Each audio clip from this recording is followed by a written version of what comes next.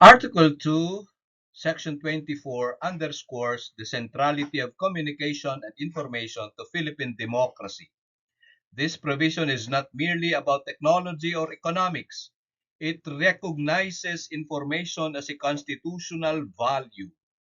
For the framers of the Constitution, media and information systems were essential in preventing authoritarian abuses, ensuring transparency and empowering citizens. Communication is thus seen as both the lifeblood of democracy and the pillar of nation building.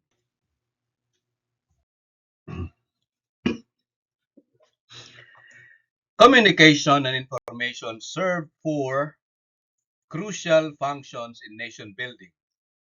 Number one, they enable citizens to make informed decisions in elections and governance.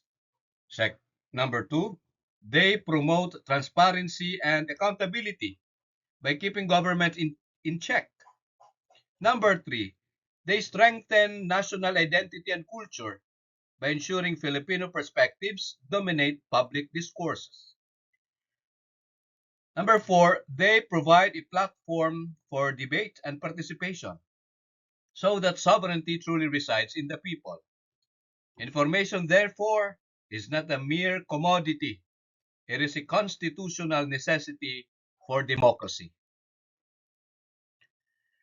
The framers of the Constitution reinforced Section 24 with ownership and regulation provisions in Article 16. Section 10 of Article 16 mandates that only Filipino citizens or corporations wholly owned by Filipinos can control mass media. This ensures national sovereignty in communication. Section 11 regulates commercial mass media and caps foreign ownership in advertising at 30%. These rules recognize that media is not just an economic sector, it is strategic for democracy and cultural independence. Article 18, Section 23 was a transitory safeguard. It required non-Filipino controlled media entities to divest within 5 years of the Constitution's ratification. This provision was shaped by history. During martial law, media was co-opted or controlled by cronies and foreign interests. By mandating Filipino ownership, the Constitution restored media independence and sovereignty. The Supreme Court has balanced press freedom and regulation. In the case of Chavez versus Gonzalez, the court struck down government warnings against airing the Hello Garci tapes. It ruled that prior restraint is unconstitutional, affirming the people's right to information on matters of public concern. In the case of ABS-CBN versus NTC, the court upheld NTC's cease and desist order when ABS-CBN's franchise lapsed. The court clarified that while press freedom is protected, media entities must still operate within constitutional and statutory regulations.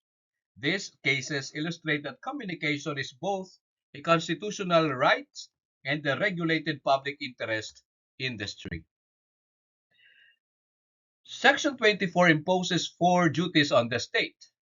First, promote press freedom and the right to information. Second, safeguard Filipino ownership of media to protect national sovereignty. Third, regulate to prevent monopolies without suppressing free expression. And fourth, harness communication technologies, broadcast, print, digital, and social media for education, culture, and inclusive development. This ensures that communication serves not just private profit, but the welfare of the nation. To conclude, Article 2, Section 24 affirms the vital role of communication and information in nation building. Ownership and regulation provisions ensure that media remains Filipino controlled and free from monopolies. Cases in the Supreme Court show the ongoing challenge of balancing freedom and regulation.